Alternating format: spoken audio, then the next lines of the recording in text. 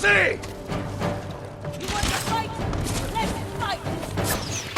Given the commercial and critical success that Ghost of Tsushima has enjoyed and the fanbase it has accumulated over the last couple of years, we don't exactly need an official announcement from Sony to know that there will be a direct sequel to the open-world action-adventure title. Work on a Ghost of Tsushima follow-up is very likely well underway at Sucker Punch, and while we do not of course know when exactly it will be arriving, we can safely assume that it should be out in the next few years. When it does get here, we're all going to want to see it improving and expanding upon its predecessor in various ways. And here, that's what we'll be talking about. These are some of the things that we wish to see in Ghost of Tsushima 2, or whatever it ends up being called. Japanese mainland. Assuming that Jin Sakai returns as protagonist in the next game and that it serves as a direct narrative sequel, this is probably going to be on top of many people's wish lists for the game. Ghost of Tsushima let players loose on an open-world rendition of the titular island, while the director's cut took us to Iki Island. With a sequel, the natural evolution would be to take us to the Japanese mainland. It would be the best way to expand the scope, to allow players new sights, and to have an open world even larger and more varied in its sights and locales than that of the first game. Improved side quests. More and more, as time goes on, better side quests have become crucial to open-world games. And this is one area where Ghost of Tsushima could be quite inconsistent. There were some side quests in the game that stood toe-to-toe with its Golden Path offerings, but others felt hastily designed, narratively uninteresting, or just poorly written and surprisingly low budget when compared to the rest of the game, with Ghost of Tsushima's sequel having to live up to much higher expectations than its predecessor. We're hoping the game will spend more time on its side quests in development. Earlier this year, Horizon Forbidden West showed massive improvements over its predecessor in this area, and that's the sort of progression we're hoping to see with Sucker Punch's series as well. New stances.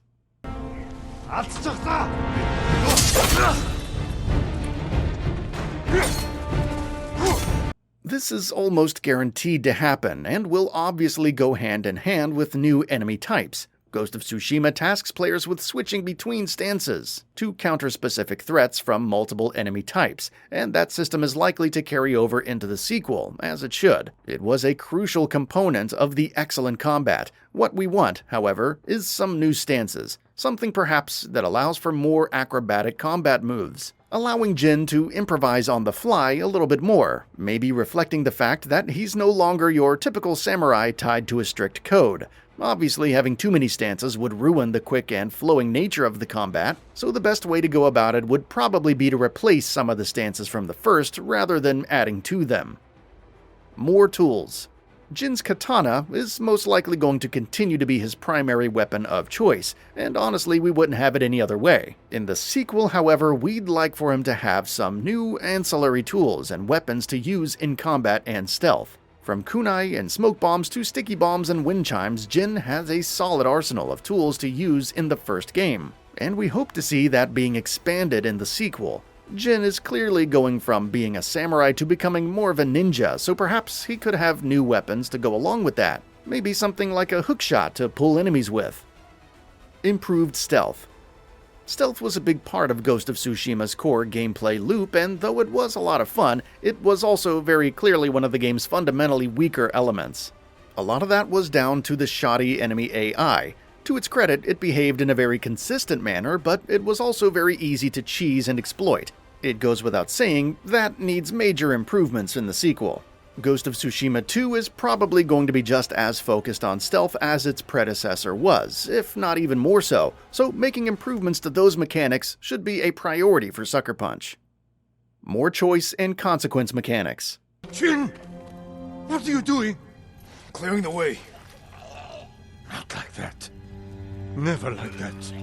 One of the most surprising and memorable moments in Ghost of Tsushima comes right at the end, when Jin has to make a very, very difficult choice. For the sake of avoiding spoilers, we're going to avoid talking about what that choice is, but we'd love to see more stuff like that in the sequel, making choice and consequence mechanics a much more prominent part of the experience in Ghost of Tsushima 2 would be a logical evolution for the sequel, allowing players to make more moral choices that decide how Jin charts his personal path forward now that he's completely disbanded the honor code of the samurai. smarter distribution of side activities. Those damn golden birds just wouldn't shut up in Ghost of Tsushima, would they? It felt like every 5 seconds one of them popped up and started chiming at you, distracting you from what you were doing and leading you someplace else. It was honestly a bit too much at times, like there were just too many side activities crammed into the open world. Thankfully, we already saw an improvement on that front in the Iki Island expansion, so we know for a fact that Sucker Punch has taken that feedback into account. So, what do we want for the sequel? Keep doing that. Make sure its open world is smarter about how densely it's packed with side activities and how they are distributed. Horseback combat. Ghost of Tsushima didn't have too much horseback combat, just a hint of it, but never enough to really give you a proper taste, though again the Iki Island expansion did expand on it to some extent. Standing your ground and taking your enemy head-on very much aligns with the samurai code, sure, but now that Jin is no longer tied to that code, we'd love to see horseback combat play a larger role. That, in turn, would also allow for the game to have new enemy types that specialize in fighting from their saddles in various ways, which is one of the many ways it could add more variety to the gameplay on that front. Expanded customization. Ghost of Tsushima's cosmetic customization doesn't get praised enough. It's not too expansive, but what it does have on offer is more than solid enough, and absolutely none of it is tied to microtransactions or anything of the sort. We'd obviously love for that to continue being the case in Ghost of Tsushima 2 as well, but we'd also like the sequel to expand on that system. Give us more flexibility in what to customize, and more options in how to do it. Given how important the visual side of the experience is to Ghost of Tsushima, having more control over what Jin looks like in that gorgeous open world would be an excellent bonus. Multiplayer. Ghost of Tsushima's multiplayer component, dubbed Legends, was a massive surprise. No one expected the game to have multiplayer, so when Sucker Punch added that sizable portion to the experience and then kept on adding to it and improving upon it, it took more than a few of us by surprise. Legends has become such a fan favorite, in fact, that not getting more of it, ideally bigger and better, would be a huge loss for the sequel. We don't know if Sucker Punch is going to take the Naughty Dog route and spin it off into its own standalone game and keeping Ghost of Tsushima 2 single player only, but either way, we hope to see more of Legends in the future.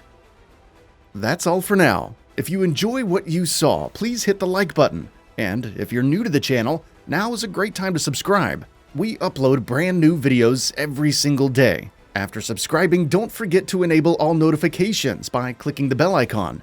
Thanks for watching this video, and we'll see you next time, right here on Gaming Bolt.